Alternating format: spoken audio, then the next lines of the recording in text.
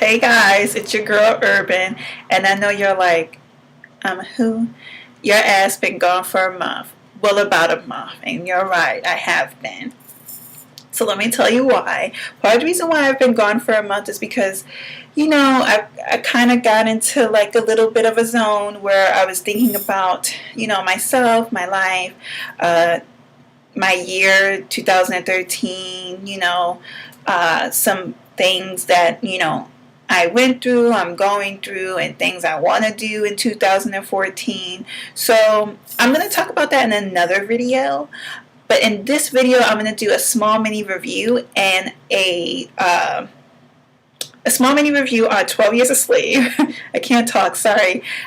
Which happy Thanksgiving. Well, it will be after Thanksgiving once you guys see this video. But that's where I just came from, a Thanksgiving dinner at my godbrother's house. I feel like complete and utter crap, but thank God my voice cleared up. I drank a lot of tea and a lot of soups with a lot of herbs and spices, but my body physically feels like crap. But he had some of the best pina coladas as usual, so I'm feeling a little whoop-de-whoop-whoop-whoop. Anyway, but yeah, I'm doing a mini review on 12 Years a Slave, and I'm going to do what my favorites for the months of October and November. So that's what I'm doing for this video, okay? So let's get started. Now, I saw 12 Years a Slave, and it was good. It was a good film. On a scale of 1 through 10, I will give it an 8. It wasn't, I feel like when people were telling me about the film, and people do exaggerate, and I realized that I'm such a tough critic when it comes to certain things as well, so sometimes I can't always listen to what people think. But people were like, girl, once you watch that film, you're going to be like, you're not going to want to be around no white people, la, la, la, la, la. And I'm like, okay. And I didn't feel like that at all, actually. Actually, the film, I thought played it pretty safe as what I thought it was going to be in my head, to be honest. I was expecting way worse. After I got the film, I had to go to work, and I kind of was just like, I wanted to roll up in there and be like, fuck this job. Like, I want to work for the man, but I brought my ass to work, and I did work for the man. I worked 9+ hours that day, actually, overnight. So, yeah, I didn't feel that way. Actually, I thought the film was good. Like I said, scale 1 through 10, I give it an 8. I kind of expected more. I guess maybe because of what other people were saying, I expected more. Let me just stop saying There is one graphic scene where a female slave is getting beat by another slave who is paid, who is the lead character in the film, who is played by, and forgive me if I butcher his name, because he has such a beautiful Nigerian name, and he is really such a beautiful man. Trust me, I saw him in Soho. He's gorgeous in person, and even in the film. But Ejike Okafor, I think that's how you pronounce his name. I hope that's how you pronounce his name, because I think it's absolutely beautiful. It's a beautiful Nigerian name, and I always butcher it, and I don't mean to. So if it's not, tell me how to pronounce it, because I really didn't mean to do that. But he's in the film, so he's the guy who, he's basically a free man in New York. He lives in the North with his wife and 2 kids, living his life, and then, he's a very well-known musician in New York, and so he meets these guys and like, yeah, we gotta work for you, we're gonna bring you here. They're whining and dining him on stuff like that, whatever. Then he gets drunk, he gets pissy drunk, and then all of a sudden he wakes up, he finds himself in a dungeon, and he's being sold to like the highest bidder, basically. And it's like, what? I'm a free man. And so whatever, the odds are against him, so he lives the next 12 years as a slave. Family doesn't know where he's at, none of that. So it's actually a really good film. I didn't know Brad Pitt was going to be in the film. Really surprising, but very refreshing, because I love Brad Pitt. And he's trying to get out the best way he can. Like he's trying to tell people, hey, I'm actually a free man. Can you send this letter? And then he winds up getting caught by one person. It's a good film. It's a good film, a very lengthy film, not as long as Django, and I wouldn't compare the two. I feel like Django represents an idea, and a pretty awesome idea. I mean, how many, people, would love to have, when they're in school reading about slavery, wanted this to read a story about the slaves, starting some type of revolution and whipping their slave master's ass. Everybody. I just don't. But I also don't think that Django was as good as what people were telling me it was. I thought it was okay. I thought it was good. I did think it was too long, though. And, I don't mind sitting through long movies. I really, really don't. But I just thought that was too long. And, I feel like Kerry Washington was amazing in the small scene she had. Of course, because, she's just amazing. And I'm so upset that I gotta wait another week for Scandal to come back on. But that is besides the point. Let me stick on topic. I give it an 8. I think you guys can check it out. It's a movie that it's gonna make you remember, particularly Black people, and all people, but particularly Black people, where we were, where we could have been still, and how it wasn't that long ago. That's like 2 grandmas ago. It's not that long ago. So I do think that you guys should definitely go check it out. I didn't see The Best Man Holiday yet. I definitely will, and I definitely give you my little 2 cents on that. Anyway, moving right along, I'm going to show y'all my favorites for October and November. So let's get right into it. One of my favorites, first thing first, is the Benai Banana Luxury Powder. So this is it. Absolutely love it. Excuse my nails if you see them, because I'm in terrible need of a manicure. I haven't even got a manicure this month. Serious. I'm going to talk to y'all about that in the next video, though. I got this at Ricky's for $13.99. Really, really, really good powder.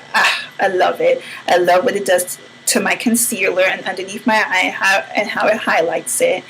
Really, really nice. It doesn't crease, no creasing, no cakiness, no nada. Really nice. I know this camera's kind of shitty, and then I got the lighting going on, but you can kind of see my face looks very natural and still very bronzy and glowy. Even though I do self-tan my body, I don't self-tan my face. I don't. And we'll talk about Black people self-tanning, because we can do it too. Get your life. So the next thing is my concealer for my face and under eye. And give me 2 seconds. I'm saying give me 2 seconds like the phone can answer me. Anyway, it's the Tarte Maracuja Creaseless Concealer. My color is deep. It's not deep at all. It's more kind of like similar to... trying to see or consider everybody, because I know everyone's like MAC obsessed. I don't use MAC. I'm a Makeup Forever kind of girl, but it's just not deep at all. It's not. I'll swatch it for you. More kind of like a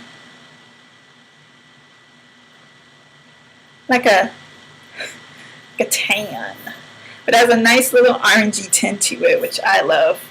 So if you see, it's not really that dark. I'm going to spread it out a bit. See it? Not at all.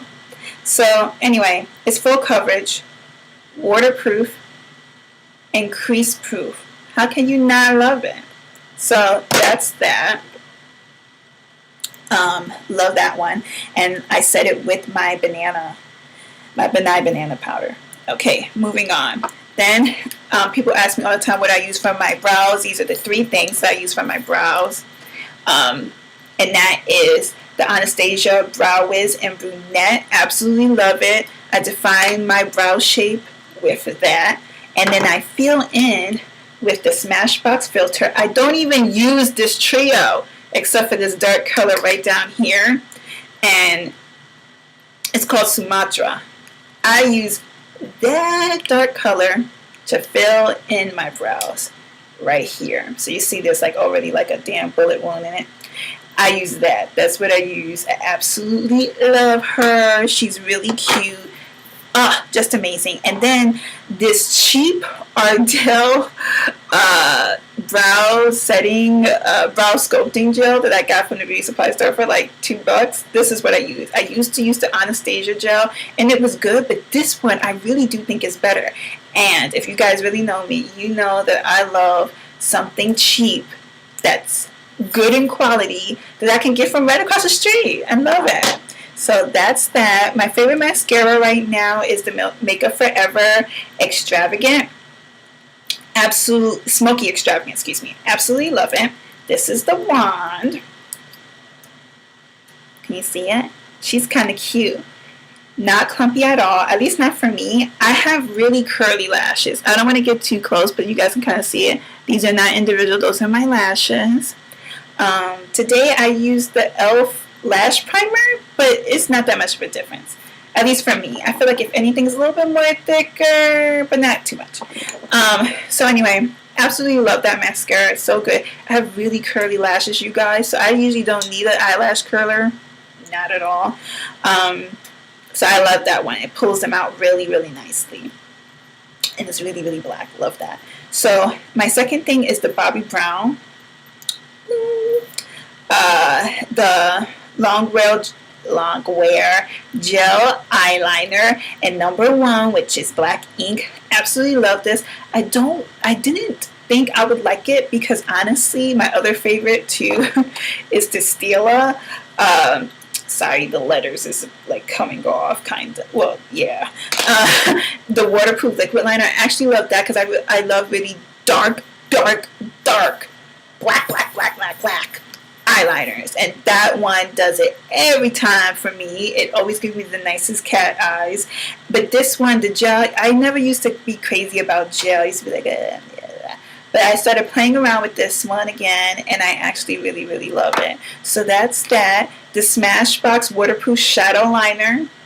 Absolutely love that. I actually have a close-up look of this makeup tutorial of this makeup look here, so you can see a little bit better. It's actually really, really good. So you guys need to check it out. This one I use, and it's called Luminous Fig. It's like a nice brown, smoky, copperish color. It's really hard to like say what it is. You can't really see it. Camera's all shitty. But yeah, that's what it is. But it has like these like little coppery shimmer thingy-majiggies in it, and I really, really love it. And I don't want this video to be too long either, so I may have to do a part 1 and part 2 because it's a lot of stuff that I consider my favorites. Another thing that I love, honestly, is the Black Opal Honey Eve number 2 in the Flawless Concealer. I don't use this for anything except for underneath my brows. This is what I do for my brows, and when I want to mute out my natural lip color to put on a lipstick that I actually want it to be brighter